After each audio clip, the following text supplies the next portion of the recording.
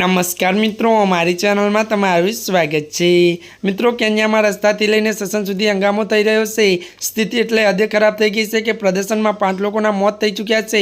એટલું જ નહીં, પ્રદર્શનકારીઓ સજ્જનને પણ આગને હવાલે કરી દીધી હતી। ત્યારે મિત્રો, આ હિંસક વિરોધ શાસનો દ્વારા સજ્જનમાં પસાર કરવામાં આવેલા નવા ટેક્સ બિલને લઈને છે, જેમાં રોજિંદા જીવનમાં ઉપયોગી વસ્તુ પર ભારે ભરખમ ટેક્સ લગાવવામાં આવ્યો છે।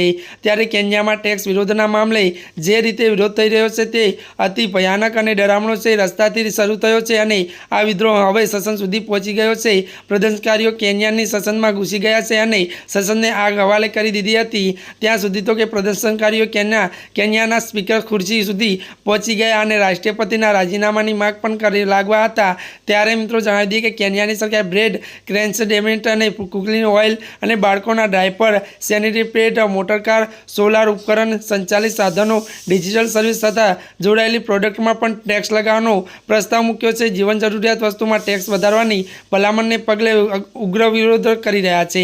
અત્યાર સુધી હિંસક પ્રદર્શન